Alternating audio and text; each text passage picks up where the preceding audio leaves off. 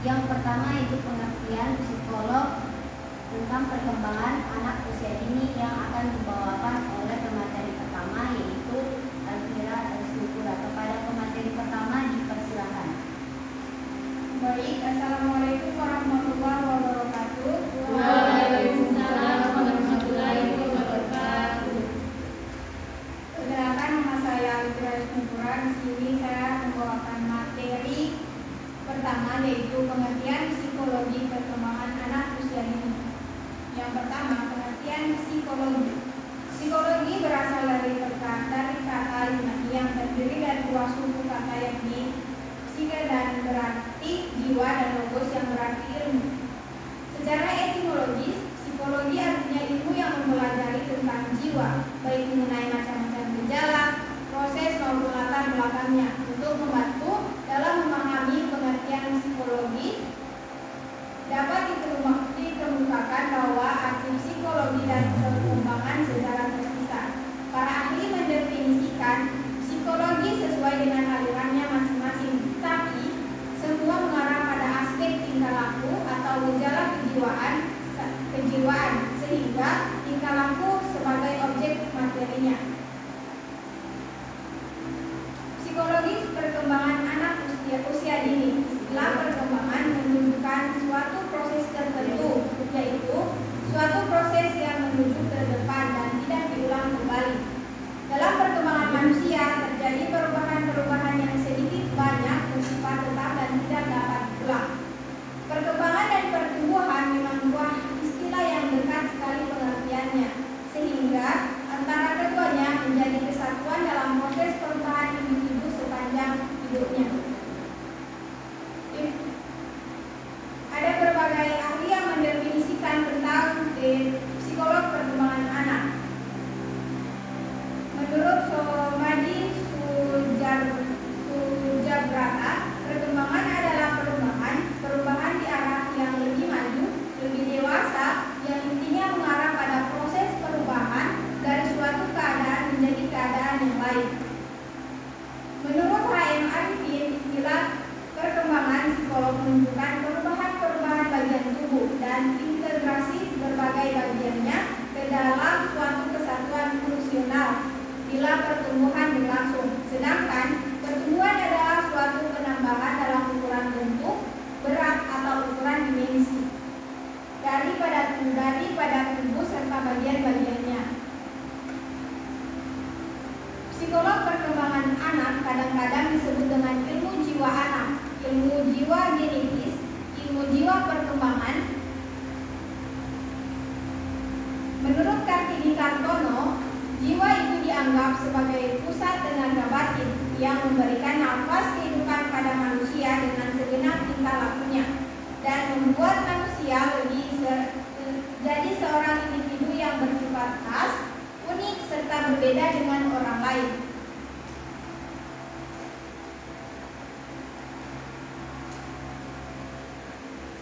Dalam Al-Quran, wahyu Allah zat yang menciptakan jiwa dan roh, tentang jiwa dalam surah Asy-Syams ayat 7-10, yang berarti, dan jiwa serta penyempurnaannya atau ciptaannya, maka Allah menilangkan kepada jiwa itu kefasikan dan ketakwaannya. Sesungguhnya beruntunglah orang yang mensucikan jiwa itu, dan sesungguhnya merugikan orang yang mengotorinya. Adapun yang dimaksud dengan psikolog perkembangan menurut para ahli adalah, yang pertama, menurut Mox, psikolog perkembangan adalah suatu ilmu yang lebih mempersoalkan faktor-faktor umum yang mempengaruhi proses perkembangan atau perubahan yang terjadi dalam diri pribadi seseorang, dengan menitik beratkan pada relasi antara kepribadian dan perkembangan. Berdasarkan ruang lingkup dan objek yang diteliti, maka psikolog dapat dibagi menjadi dua bagian. Yang pertama, psikolog umum, yaitu ilmu jiwa yang mempelajari gejala-gejala kejiwaan manusia dewasa. Yang pertama, aliran empirisme. Empirisme maksudnya aliran yang mengutamakan peranan faktor pengalaman, lingkungan atau pendidikan, dan tidak mengakui peranan faktor dasar atau pembawaan sejak lahir. Menurut kaum empiris, Perkembangan individu itu semata-mata dimungkinkan dan ditentukan oleh faktor lingkungan, sedangkan faktor pembawaan tidak memainkan peranan sama sekali. Tokoh utama aliran empirisme ini adalah John Locke, seorang yang terkenal menganggap pendidikan sebagai maha kuasa untuk mencetak manusia macam apa saja yang dicita-citakan, sehingga tak hayal lagi. Sebagai hujah untuk membenarkan pandangannya, pengikut aliran ini menunjukkan jasa pendidikan dengan segala fasilitas yang tersedia dalam menciptakan orang sekaliber dunia. Apakah benar aliran empirisme ini akhirnya berhasil menghadapi bantahan dari luar? Sebagai contoh, jika memang pandangan tersebut benar-benar bisa diandalkan, niscaya orang tua akan selalu berhasil menjadikan anak-anaknya sebagai manusia ideal. Asal saja ia dapat menyediakan lingkungan beserta fasilitas yang memadai. Katakanlah orang kaya yang sekaligus intelektual, anak yang kalau luar sekolah menjadi penjual kacang sekaligus penjajah koran. Tidak mustahil bila mencapai prestasi studi yang tinggi. Apakah mereka punya lingkungan yang baik dan lagi apakah ada fasilitas yang lengkap? Maka jelaslah baik nativisme maupun empirisme sama-sama menyandang kelemahan karena pandangan masing-masing yang berat sebelah, lalu menyusul aliran ketiga. Yang kedua, aliran nativisme. Natif artinya mengenai kelahiran atau pembawaan. Jadi aliran nativisme adalah paham yang menitik beratkan pentingnya faktor dasar yang dibawa sejak lahir. Menurutnya, perkembangan individu itu semata-mata dimungkinkan dan ditentukan oleh faktor yang dibawa sejak lahir. Para pendukung nativisme biasanya mempertahankan kebenaran pandangan tersebut, yaitu dengan menunjuk berbagai kesamaan atau kemiripan antara pihak orang tua dengan anak-anaknya. Kata mereka, kalau ayahnya ahli musik, maka kemungkinan besar sang anak juga menjadi ahli musik. Anak pelukis akhirnya menjadi pelukis. Bahkan anak penjahat akan cenderung jahat pula kelakuannya. Pepatah Jawa menyatakan kacang mangsa tinggalnya kelancaran. Akan tetapi bisa diragukan apakah kesamaan antara orang tua dengan anaknya itu benar-benar disebabkan oleh faktor dasar yang dibawa sejak lahir, ataukah karena faktor lain, misalnya tersedianya sejumlah fasilitas yang menyebabkan sang anak mudah untuk meniru atau menjadi seperti orang tuanya.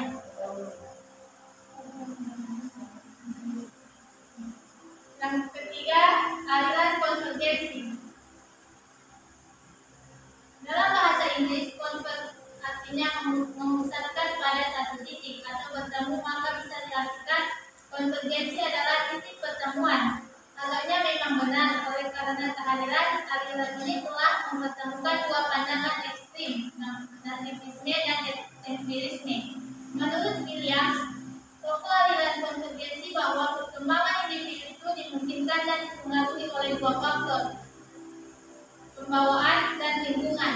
Sebaliknya, lingkungan saja tanpa pembawaan ini juga tidak mungkin. Demikian menurut pandangan aliran konvergensi. Banyak contoh yang bisa dikemukakan untuk mendukung pendapat tersebut. Menurut pembawaannya, anak manusia yang hormat pasti bisa berbicara. Ini adalah kodrat yang memang telah dianugerahkan oleh Allah Subhanahu wa Ta'ala. Di lain pihak, lingkungan saja tanpa adanya kemampuan dasar juga tidak akan berarti. Sebagai contoh, manusia ini mempunyai lingkungan luas dan bermacam-macam, termasuk burung yang terbang di udara itu. Demikianlah tiga aliran yang umat terkenal dalam berbagai cabang ilmu pendidikan akan ditemui uraian mengenai nativisme, empirisme, dan konvergensi. Misalnya ketika mempelajari pengantar ilmu pendidikan, sejarah pendidikan, faktor inilah yang mempengaruhi, tetapi sebenarnya sekedar menunjukkan tiga aliran tersebut. Dalam hubungan ini menarik kiranya untuk dikemukakan pendapat Casimir Waldorf yang mula-mula membagi faktor eksogen. Faktor endogen adalah faktor dari dalam yang dibawa anak manusia sejak awal kehidupannya. Baiklah, terima kasih telah materi yang sedang saya presentasikan.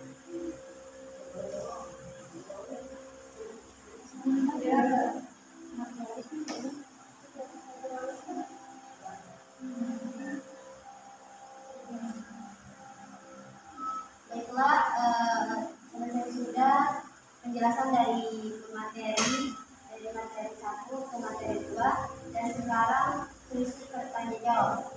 Kepada penanya silakan angkat tangan. Baiklah, pada izin penanya pertama. Silakan. Bagaimana? Assalamualaikum warahmatullahi wabarakatuh. Waalaikumsalam warahmatullahi wabarakatuh. Bagaimana jika salah satu aliran tentang perbedaan arus Bagaimana jika salah satu aliran tentang perkembangan arus dihilangkan?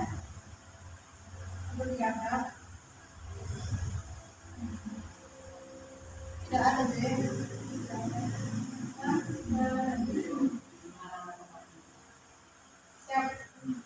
Baiklah, masih ada lagi, silakan angkat tangan.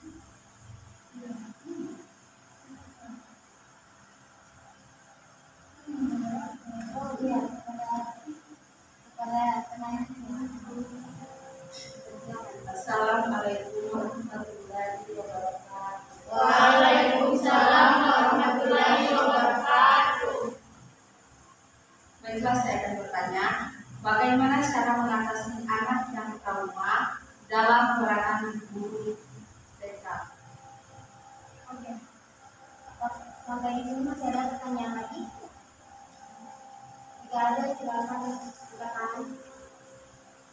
Baiklah, karena belum ada, untuk mempersingkat waktu, beri kami waktu untuk menjawab pertanyaan dari para penanya.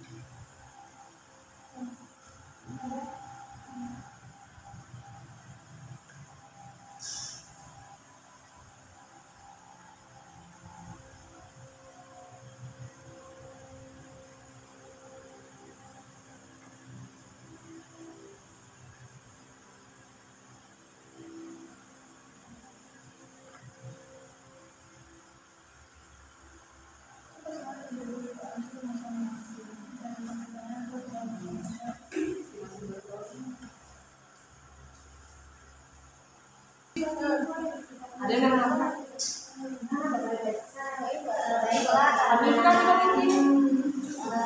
Baiklah, kurang tahu ya. Baiklah, sekarang kami akan menjawab pertanyaan dari masing-masing penanya. Yang pertama, saya akan bantu menjawab, yaitu bagaimana jika salah satu aliran tentang perkembangan AUD tidak ada? Nah, menurut saya, misalnya aliran konvergensi ini tidak maksudnya ditiadakan. Sedangkan pengertian dari aliran konvergensi itu titik pertemuan. Kehadiran aliran ini telah mempertemukan dua pandangan ekstrim, yaitu pandangan ekstrim, nativisme, dan empirisme. Jadi kalau misalnya aliran konvergensi ini dihilangkan, bagaimana aliran lain ditemukan, kayak ekstrim, nativisme, dan empirisme. Jadi kesimpulannya, jika salah satu aliran saja tidak ada, maka yang lain juga tidak ada. Nah, itu yang bisa saya sampaikan. Jika masih ada yang tidak dimengerti, tolong ditanyakan lagi. ada yang mau diganti atau ada sanggahan atau ada tambahan? Tidak ada. Tidak ada. Baiklah, kita masuk ke pertanyaan kedua dan beserta jawaban. Kedua, pertanyaan bagi penanya kedua, bagaimana peranan guru TK dalam mengatasi trauma anak? Nah, kita sebagai guru harus memberikan rasa nyaman, menjaga rutinitas anak dengan membangun hubungan baik dengan anak. Nah, kita ini berusaha untuk lebih masuk ke dalam perasaan anak. Misalnya kayak ada anak yang ingin mau curhat, nah kita harus mendengarkan dengan baik, tidak mengulangi traumanya. Nah, pada saat proses konseling itu, kita melakukan pembicaraan dengan orang tua untuk saling mengetahui bagaimana kondisi anak tersebut. Sehingga dikatakan bahwa kondisi anak itu akan mencapai tujuan konselingnya dan bisa dikatakan sembuh dari rasa traumanya akibat penceraian orang tua. Misalnya itu contohnya penceraian orang tua berkumpul. Bagi penanya kedua bagaimana? Ya. Ada sanggahan atau? Baiklah, sekarang kita masuk ke pertanyaan ketiga dengan beserta jawabannya. Pada jawab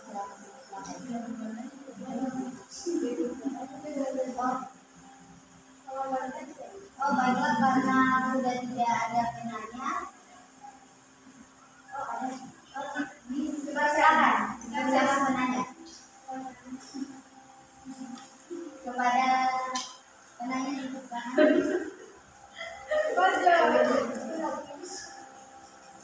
Kan di situ tidak dijelaskan apa itu naturalisme toh.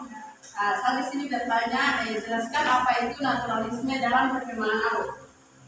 Baiklah, ini saja. Masih Ya. ada lagi? Ya, Kepada bisa langsung dijawab sekarang. Ya, baiklah. Kepada menjawab silakan. Baik, terima kasih. Saya akan menjawab pertanyaan dari Mary. Jelaskan aliran naturalisme dalam perkembangan halus. Aliran naturalisme yang dikemukakan oleh J.J. Rousseau mengemukakan bahwa pendapatnya semua anak adalah baik ketika baru datang dari tangan Sang Pencipta. Hal tersebut dikarenakan pendidik memiliki kewajiban untuk membiarkan pertumbuhan anak didik dengan sendirinya maupun diserahkan kembali pada lingkungannya.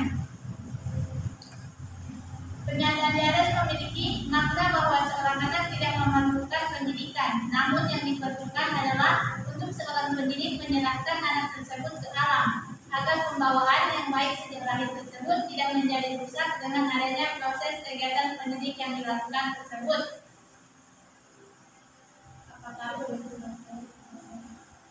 Teori ini memiliki anggapan bahwa alamlah yang menjadi faktor penting dalam pendidikan seorang anak. Yang membuat anak tersebut bukanlah hasil bentukan dari pendidikan yang didapatkan di sekolah formal melainkan alam. Apakah masih ada sanggahan atau sudah puas dengan jawaban dari tadi? Sudah puas? Apakah masih ada pertanyaan atau sanggahan atau tambahan persoalan? Baiklah, karena sudah waktu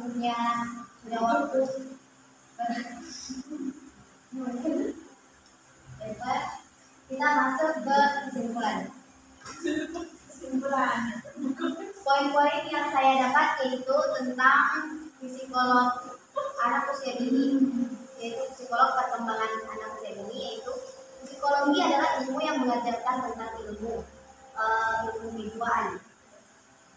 Nah, ada berbagai ahli yang mengatakan perkembangan adalah perubahan yang maju, perubahan pada tubuh. Kemudian psikolog terbagi ada dua, psikolog umum dan psikolog khusus.